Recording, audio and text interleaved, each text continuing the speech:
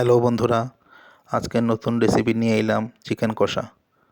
Chicken কষা করতে গেলে চিকেন লাগবে, এইভাবে আলু কাটতে লাগবে, এইভাবে কাঁচা লঙ্কা কুচি, পেঁয়াজ কুচি, আদা বাটা, রসুন বাটা, পেঁয়াজ বাটা লাগবো।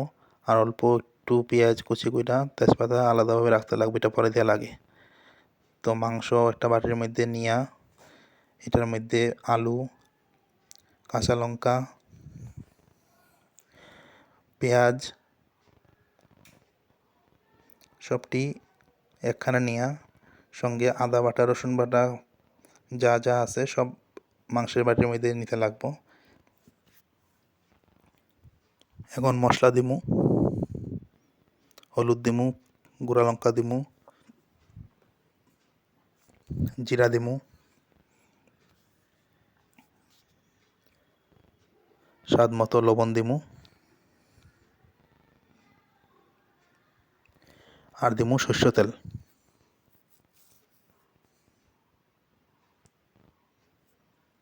আর দিমু একটা তেজপাতা দিয়া ম্যারিনেট করে রাখলাম।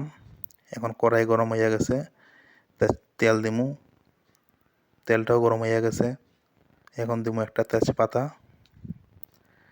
পেঁয়াজ কুচি দিয়া নাড়াইয়া দিমু। যত সময় পর্যন্ত না পেঁয়াজটা ব্রাউন কালার হইতেছে তত সময় নাড়াইতে লাগবো। এই দেখো বন্ধুরা, পেঁয়াজ ব্রাউন কালার হয়ে গেছে। এখন ম্যারিনেট করা মাংসটি দিয়া দিমু,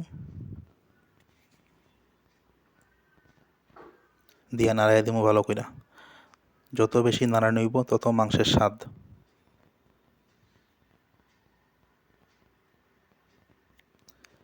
মাংসর থেকে জল বেরিয়েছে বন্ধুরা, মাংসের জলেই মাংস সিদ্ধ হইয়া যায় অর্ধেক।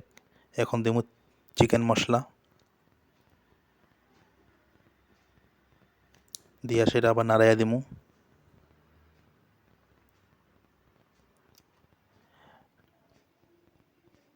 নাড়াইয়া এখন আবার ঢাক্কা দিয়া দিমু।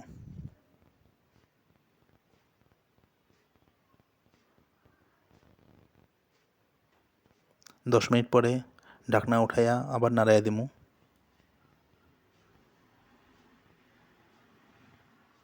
ভালো করে নাড়াইতে লাগবো বন্ধুরা।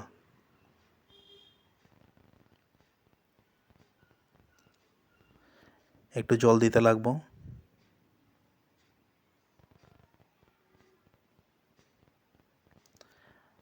আবার ঢাক্কা দিতে লাগবো। 10 মিনিট পরে ঢাকনা উঠানোর পরে এইরকম কালারটা হইব। দেখো কি সুন্দর কালার হইছে। আলুও সিদ্ধ হইয়া গেছে, মাংসও সিদ্ধ হইয়া গেছে। গরম গরম ভাত অথবা রুটির লগে খাইতে খুব ভালো লাগবো। গরম মশলা দিয়া দিলাম, দিয়ে আবার নাড়াইয়া দিলাম।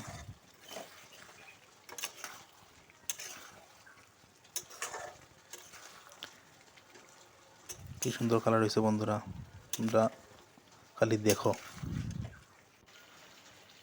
আর ভালো লাগলে ভিডিওটা লাইক করো। Thank you.